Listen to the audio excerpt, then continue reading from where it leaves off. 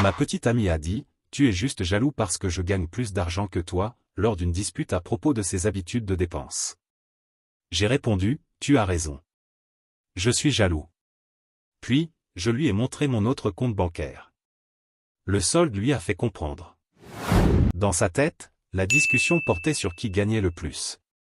Au fond, je savais que ce n'était pas du tout ça. Il m'a suffi d'un seul geste pour qu'elle réalise qu'elle n'avait jamais compris qui tenait vraiment les rênes. J'ai 28 ans. J'aurais dû comprendre où ça allait mener quand Vanessa a commencé à tenir un tableau Excel avec toutes nos sorties au restaurant, juste pour s'assurer que je contribuais, équitablement, alors même qu'elle gagnait le double de mon salaire. Nous étions ensemble depuis 2 ans et, depuis 8 mois, nous vivions dans son appartement au centre-ville. L'arrangement semblait logique à l'époque. Le logement lui appartenait et je lui versais $800 par mois, bien en dessous du prix du marché. Elle ne manquait jamais de me rappeler à quel point elle était généreuse. Tu paierais le double pour un studio dans ce quartier, disait-elle à chaque dispute. Vanessa, 29 ans, travaillait dans la vente pour l'industrie pharmaceutique et gagnait environ $120 000 par an, plus des primes. De mon côté, je gagnais $55 000 comme coordinateur logistique dans une petite entreprise de transport. Ce n'était pas prestigieux, mais c'était stable. Elle connaissait mon salaire car, avant que nous emménagions ensemble, elle m'avait demandé mes fiches de paie, soi-disant pour évaluer le risque financier. Ça aurait dû être mon premier signal d'alarme, mais à l'époque, j'étais trop amoureux pour y prêter attention. Ces dépenses ont commencé doucement, quelques sacs de luxe par-ci, par-là. Puis, c'est devenu des dîners à $400, des week-ends dans des régions viticoles, une Tesla Model Y flambant neuve, tout en se plaignant d'être fauchée dès le 20 du mois. Les cartes de crédit, c'est de l'argent gratuit si tu paies le minimum, disait-elle en riant. Pendant ce temps, elle me jugeait parce que j'achetais des céréales de marque distributeur. Mardi dernier, la coupe a débordé. Elle a dépensé $3200 pour un séjour de luxe à Sedona avec sa sœur. J'ai eu le malheur de lui suggérer de calmer un peu ses dépenses, puisqu'elle se plaignait sans cesse de sa facture Amex. Oh mon Dieu, sérieusement? Tu vas me donner des conseils financiers? A-t-elle ricané. Tu gagnes moins que ma prime trimestrielle. Tu es juste jaloux parce que je gagne plus que toi. Tu as raison, ai-je répondu calmement. Je suis jaloux. Elle a souri, victorieuse, au moins tu l'admets. Peut-être que tu devrais te concentrer sur ta carrière au lieu de compter mon argent. C'est là que j'ai pris mon téléphone et que j'ai ouvert mon autre compte, celui dont elle ignorait l'existence. Le solde affichait $267 000 investis en fonds indiciels et ETF. Ce que Vanessa ne savait pas, c'est que mon grand-père possédait quelques biens immobiliers. Rien de luxueux, 3 petites maisons achetées dans les années 80. Quand il est décédé, il y a 5 ans, il me les a laissées. J'en ai vendu 2 et gardé une pour la louer. Après impôts et frais, j'avais encaissé environ $180 000 grâce aux ventes.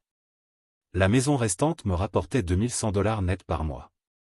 J'avais toujours vécu bien en dessous de mes moyens, investissant le reste. Son visage a enchaîné une douzaine d'expressions différentes en voyant l'écran. C'est quoi ça? Mon compte d'investissement, ai-je répondu. Et avant que tu demandes, oui, tout est légal. Héritage immobilier, j'ai vendu, bien investi. Je fais ça depuis avant de te rencontrer. Tu m'as menti tout ce temps. Je ne t'ai jamais menti. Tu ne m'as jamais demandé si j'avais d'autres biens. Tu voulais juste voir mes fiches de paie, tu te souviens? Son sentiment d'être en droit s'est manifesté immédiatement, on construit une vie ensemble. Tu aurais dû me le dire. Tu sais le stress que j'ai eu en pensant que je nous entretenais? Tu nous entretiens? Je te paie un loyer, je fais les courses, je paie la moitié de nos sorties. Comment exactement m'entretiens-tu? C'est là que le masque est tombé, je subventionne ton style de vie, cet appartement, nos voyages, tout. Et toi, assis sur presque $300 000. Des voyages pour lesquels j'ai payé ma part, et le loyer que je te donne correspond au prix du marché pour une chambre, pas à la moitié de ton prêt immobilier. Ce n'est pas pareil. Elle a passé les 2 heures suivantes à alterner entre colère, larmes et tentatives maladroites de réconciliation. Soudainement, j'étais redevenu, mon amour, et plus, coloc, comme elle m'appelait devant ses amis. Mais le meilleur, c'était le lendemain matin. Je me suis réveillé et j'ai trouvé Vanessa sur son ordinateur, en train de regarder des maisons sur Zillow. J'ai trouvé des maisons incroyables, a-t-elle dit, enthousiaste. Avec ton apport et mon revenu pour l'emprunt, on peut viser quelque chose de haut de gamme. Mon apport? Bien sûr. Je ne peux pas annuler le leasing de la Tesla, mais c'est l'occasion parfaite. On pourrait avoir au moins 280 mètres carrés, une bonne école pour plus tard. Je l'ai simplement fixé, Vanessa, on n'achètera pas de maison ensemble. Pourquoi tu es si égoïste? C'est ce que font les couples, ils mettent leurs ressources en commun, a-t-elle répliqué. Mettre en commun, comme quand tu me faisais payer un loyer et que tu disais à tout le monde que j'étais un parasite? Elle a pris ça en pleine figure. Je n'ai jamais dit ça. Ta sœur m'a demandé à Thanksgiving si j'avais trouvé un meilleur travail, parce que Vanessa ne peut pas t'entretenir éternellement. Tu veux deviner de qui elle tient ça? Mise à jour 1. Eh bien, les choses ont dégénéré exactement comme vous l'imaginez. Après notre conversation à propos de la maison, Vanessa est passée en mode manipulation totale. Du jour au lendemain, elle est devenue la petite amie parfaite. Elle a cuisiné le dîner pour la première fois depuis des mois, elle a brûlé le poulet, mais l'effort comptait. Elle initiait des moments d'intimité tous les soirs. Et elle a même proposé que l'on discute de nos objectifs financiers en tant que couple. Pendant cette discussion, elle est arrivée avec un PowerPoint. Je ne plaisante pas. Des diapositives expliquant comment optimiser notre potentiel financier commun et tirer parti de nos actifs pour une croissance mutuelle. Elle avait préparé des graphiques montrant comment notre argent pourrait mieux travailler ensemble. Le détail, elle avait déjà calculé combien je pourrais économiser en impôts si nous maximisions les déductions lors de l'achat de notre future maison. Tu vois comme c'est logique, disait-elle, en cliquant sur les diapositives des taux hypothécaires. Avec tes actifs et mon revenu, on serait un couple puissant. Pourquoi tu résistes? Parce qu'il y a 3 jours, tu me traitais de jaloux et de fauché. J'étais frustré. Tu sais à quel point mon travail est stressant. Je ne pensais pas vraiment ce que j'ai dit. Puis sont venues les attaques émotionnelles. Sa mère m'a appelé, on s'était vu seulement 2 fois, pour me dire à quel point elle était heureuse que Vanessa ait trouvé quelqu'un de stable. Sa meilleure amie m'a envoyé un message pour me demander de l'aide à choisir une bague de fiançailles, puisque Vanessa est trop timide pour aborder le sujet. Clairement, elle mettait en place une campagne. Le point de rupture est arrivé hier. Je suis rentré chez moi et j'ai trouvé Vanessa dans le salon avec un conseiller financier, en train de fouiller mon courrier. C'est quoi ça, Vanessa? Tu arrives pile au bon moment. Voici Bradley, de Wealth Partners. J'ai pensé que ce serait bien d'avoir un conseil professionnel pour unir nos portefeuilles. Bradley avait l'air visiblement mal à l'aise. Vanessa m'a dit que tu serais en retard, mais que tu avais approuvé la réunion. Je n'ai rien approuvé du tout. Il faut que tu partes. Elle a essayé de calmer les choses. Ne sois pas impoli. Bradley s'est déplacé jusqu'ici. Bradley peut envoyer la facture pour son temps. Et maintenant, Bradley, dehors de chez moi. Dès qu'il est parti précipitamment, Vanessa a explosé. De chez toi? C'est mon appartement et tu me paies un loyer. Exact, Vanessa, ce qui fait de moi un locataire avec des droits. Fouiller mon courrier, c'est un crime fédéral, au fait. Tu es ridicule. J'essaie juste de nous aider. Non, tu essaies de t'aider avec mon argent. C'est fini. Tu ne respectes pas les limites, tu ne me respectes pas, et clairement tu ne respectes pas les lois sur le courrier. Elle a ri. Tu romps avec moi parce que je veux planifier notre avenir? Bonne chance pour trouver une autre femme qui acceptera tes paranoïas. Et bonne chance pour trouver un endroit aussi bien à $800. J'ai déjà signé un bail. Pendant que tu étais à Sedona à claquer 3 mois de mon loyer en cristaux et chakras. Le choc a été immédiat. Tu avais déjà trouvé un endroit? Quand? La semaine dernière. C'est là que la vraie Vanessa est apparue, probablement la même que ses collègues voient quand on lui vole une vente. Tu es vindicatif. Tu as planifié ça alors que tu dormais dans mon lit. Le lit pour lequel je payais un loyer. Celui-là même. Elle m'a lancé un verre de vin, mais il a fini contre le mur. Raté, mais joli dégât. Tu crois que tu es malin avec ton petit argent caché? Tu n'es rien. C'est moi qui t'ai donné l'air respectable. Mes amis pensent que tu es un raté. Tes amis pensent ce que tu leur racontes. Et comme tu as menti en disant que tu m'entretenais, ça en dit long sur toi. Elle a commencé à jeter mes affaires dans le couloir. Dommage pour elle, j'avais déjà déplacé tout ce qui comptait chez un ami. Par terre, il ne restait que des vieux t-shirts et des chargeurs de station-service. Sors tout de suite, dit-elle. Légalement, tu dois me donner un préavis de 30 jours. J'ai des droits en tant que locataire. Le regard qu'elle m'a lancé en comprenant que j'avais raison, était savoureux. Je vais te pourrir la vie. Parfait, Vanessa. Je vais tout documenter pour l'ordonnance restrictive. Elle a claqué la porte de la chambre avec une telle force qu'un cadre est tombé. Je suis allé dans la deuxième chambre, j'ai fermé la porte à clé et commencé à enregistrer sur mon téléphone, par précaution.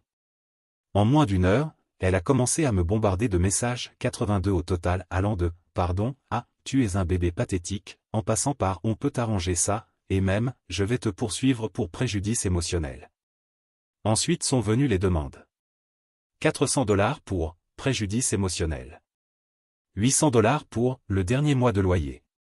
50 $ pour « Dépassement des charges ». 3200 $ pour la moitié du séjour à Sedona, puisque nous sommes un couple. J'ai tout capturé en capture d'écran et j'ai refusé. Vers minuit, je l'ai entendu au téléphone, en train de pleurer à quelqu'un que je l'avais abusé financièrement, en cachant mes biens. L'illusion était bien ancrée chez elle. Mise à jour 2. Ces derniers jours ont été instructifs. Tu te souviens quand j'ai dit que j'allais tout documenter? Heureusement que je l'ai fait. Vanessa est passée de 0 à complètement incontrôlable, mais d'une façon franchement stupide. D'abord, elle a essayé de changer les serrures.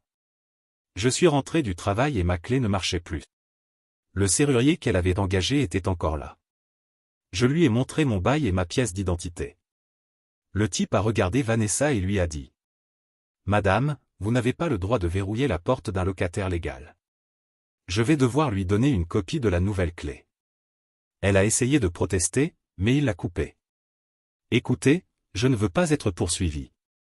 Voici votre clé, monsieur. » Elle a fait une tête comme si elle venait d'avaler un citron. Ensuite, ce fut la guerre des services publics, elle a coupé le Wi-Fi, changé tous les mots de passe des plateformes de streaming et, par erreur, éteint le chauffe-eau. Sauf que j'ai Internet illimité sur mon téléphone et un abonnement à la salle de sport pour me doucher. Les douches froides étaient désagréables, mais j'ai tout enregistré et envoyé une plainte au conseil des locataires. Mais c'est laquelle a vraiment dépassé les bornes. Tu te souviens du conseiller financier, Bradley? Eh bien, Vanessa lui a donné mes données personnelles, numéro de sécurité sociale et tout, prises dans mon courrier. Bradley a fait une vérification de crédit sans mon autorisation pour préparer des recommandations d'investissement. Ça, c'est du vol d'identité. Et son entreprise ne plaisante pas avec la responsabilité légale. J'ai reçu un appel de leur service de conformité après ma plainte. Ils voulaient savoir comment Vanessa avait obtenu mes informations et pourquoi Bradley avait lancé la vérification sans autorisation écrite. Ça pourrait lui coûter sa licence. Bradley l'a balancé immédiatement, m'envoyant un email où elle affirmait que j'étais son fiancé et qu'elle avait une procuration. Elle avait même falsifié des documents. Pendant ce temps, Vanessa racontait une autre version à tout le monde. Elle a publié sur les réseaux sociaux qu'elle avait découvert que son petit ami était un millionnaire secret, qu'il exploitait.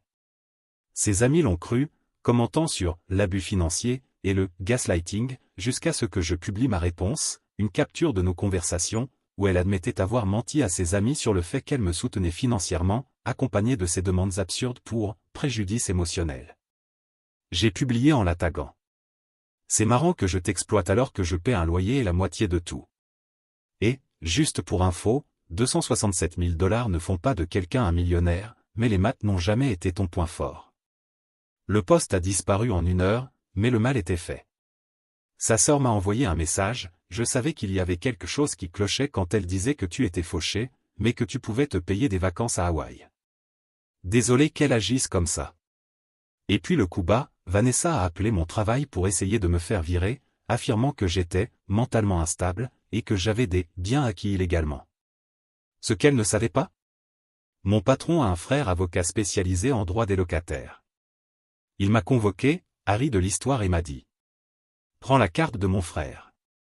Et prends quelques jours payés pour gérer cette ex-folle. » L'avocat était ravi de ma documentation, changement de serrure, coupure des services, et tout est prouvé. Nous pouvons poursuivre pour expulsion illégale, harcèlement et préjudice émotionnel, sans oublier le vol d'identité, qui est un crime. Je ne voulais pas lui détruire la vie, je voulais juste partir. Mais elle est allée trop loin, elle a appelé ma mère, une femme de 62 ans, qui vit à 3 États d'ici et ne savait rien de tout ça, en lui disant que j'étais dangereux et manipulateur, et qu'elle devait vérifier que je ne me fasse pas de mal. Ma mère m'a appelé en pleurs, paniquée. Il m'a fallu 1 heure pour la calmer. C'est là que je suis passé en mode terre brûlée. J'ai déposé une plainte pour vol d'identité. J'ai demandé une ordonnance restrictive. Mon avocat a envoyé une mise en demeure pour les dommages liés à l'expulsion illégale.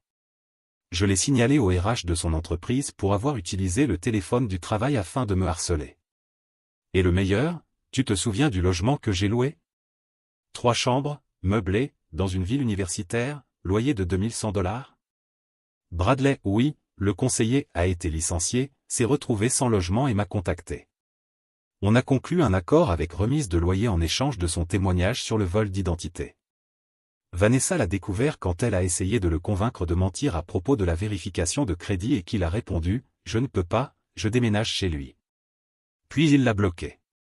La crise qui a suivi était historique, 67 appels en 3 heures, alternant entre cris, pleurs et menaces de « me démasquer ». Me démasquer de quoi? Que je possède un bien et que je ne tolère pas les abus? Oh non, ma réputation. Mise à jour finale. J'ai déménagé hier. Ces 2 dernières semaines ont été riches en enseignements. D'abord, le côté légal, les accusations de vol d'identité avancent. Le bureau du procureur s'y intéresse particulièrement, car falsifier des documents de procuration est un crime. Vanessa a engagé un avocat, qui lui a immédiatement conseillé d'arrêter de me contacter. Est-ce qu'elle a écouté? Bien sûr que non. Elle a tenté une dernière manipulation. Elle s'est présentée à mon travail avec une boîte contenant mes affaires, pour la plupart, des bricoles que j'avais laissées, en pleurant et en disant à quel point elle regrettait. La sécurité ne l'a pas laissée entrer. Mon patron avait déjà interdit son accès, alors elle est restée dehors pendant 2 heures. Mon collègue a tout filmé depuis la fenêtre, les pleurs, la scène, jusqu'à ce qu'elle tombe à genoux. Puis, en voyant que personne ne sortait, elle s'est relevée, totalement calme, et a passé un coup de fil. Il l'a enregistré en train de dire « Il ne va pas sortir. » Oui, je vais essayer sa mère à nouveau. C'est là que j'ai eu la certitude d'avoir fait le bon choix. L'ordonnance restrictive a été approuvée, elle ne peut pas s'approcher à moins de 150 mètres de moi, de mon travail ou de mon nouvel appartement. Le juge a été particulièrement attentif aux 67 appels et au harcèlement envers ma mère. Du côté de son travail, la tolérance a été moindre. Ils ont découvert que l'utilisation des téléphones de l'entreprise pour du harcèlement personnel enfreignait le code de conduite. Elle n'a pas été licenciée, mais rétrogradée de vendeuse senior à junior, a perdu certains avantages et environ $30 000 de potentiel en commission. La procédure pour expulsion abusive est toujours en cours, mais son avocat a déjà contacté le mien pour tenter un accord. Quand on documente tout et qu'on a des preuves claires, les gens commencent à paniquer. On parle d'environ $15 000 en indemnité, curieusement, presque le montant qu'elle a dépensé en futilité l'an dernier. Sa sœur, celle qui m'avait déjà écrit, m'a recontacté la semaine dernière. Elle m'a dit que Vanessa essayait de vendre la Tesla et ses sacs de luxe. Officiellement, c'est pour payer ses honoraires d'avocat, mais je pense qu'elle a enfin compris qu'elle ne pouvait plus se permettre son train de vie. Ses parents refusent de l'aider, gênés par sa probable arrestation. Quant à moi, mon nouvel appartement est parfait, 2 chambres, copropriété calme, $1600 par mois, charges comprises. J'ai déjà installé mon bureau et investi l'argent économisé en quittant l'ancien logement, $800 par mois pendant 8 mois, directement dans des fonds indiciels. J'ai aussi commencé une thérapie pour comprendre pourquoi j'avais ignoré autant de signaux d'alerte. J'ai réalisé que, lorsque quelqu'un montre qui il est vraiment dès le premier rendez-vous, comme m'envoyer une demande Venmo au centime près pour ma part du dîner, il vaut mieux y prêter attention. Mon bien locatif se porte à merveille. Le locataire, Bradley, est exemplaire, il a même réparé quelques trucs de son propre chef. Il m'a envoyé une photo de lui faisant un barbecue sur la terrasse, pouce levé. Il a déjà trouvé un emploi dans une coopérative de crédit. La dernière tentative de contact de Vanessa est passée par son avocat, demandant une médiation pour éviter les poursuites pénales. La réponse de mon avocat a été en résumé, non. Et voici une nouvelle facture pour m'avoir fait lire ça. Ces réseaux sociaux sont désormais privés, mais des amis communs disent qu'elle publie des citations motivantes sur le fait de survivre à un abus financier et de surmonter les relations toxiques. Les commentaires, apparemment, sont impitoyables. Il semblerait que les gens n'aient pas cru à sa version selon laquelle je l'aurais exploitée financièrement, alors qu'elle dépensait mon argent de loyer en sac à main. Le plus drôle ? Elle raconte maintenant que je l'ai piégée en cachant ma véritable situation financière. Sérieusement, tu avais déjà des habitudes de dépenses catastrophiques quand tu pensais que j'étais pauvre. Mon argent n'a jamais été le problème. Leçons apprises. Quand quelqu'un se montre matérialiste et égoïste, croyez-le.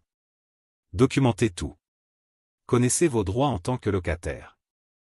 Ne laissez jamais quelqu'un toucher à votre courrier.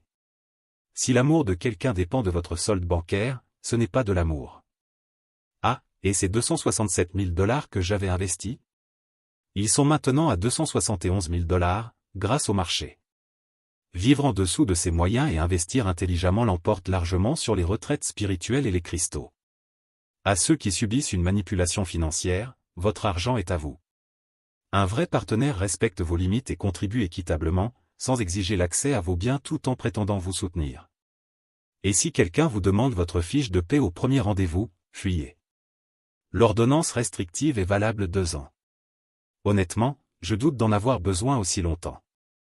Vanessa a désormais des soucis bien plus urgents, comme expliquer à ses futurs employeurs pourquoi elle est inculpée pour vol d'identité.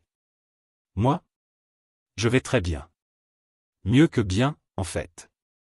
J'ai retenu une leçon précieuse sur l'importance de garder sa vie financière privée et que quelqu'un qui vous aime vraiment se fiche de savoir si vous êtes riche ou pauvre, mais se souciera beaucoup si vous lui mentez là-dessus.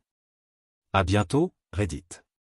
Le week-end prochain, je pars camper avec la caravane que j'ai achetée le mois dernier. Oui, j'ai acheté une caravane parce que je peux, et parce qu'il y a quelque chose de poétique à s'éloigner de tout ce chaos en conduisant une maison sur roue. Commentaire Monsieur Reddit. Eh bien, quelle belle histoire d'amour moderne, elle a vu un compte en banque et a pensé qu'elle avait trouvé un guichet automatique à domicile. Sauf que, surprise, le distributeur savait lire la loi et avait un avocat sur numérotation rapide. Moralité, si vous voulez vraiment savoir à qui vous avez affaire, demandez à voir leur relevé bancaire, et regardez qui sort en courant en premier.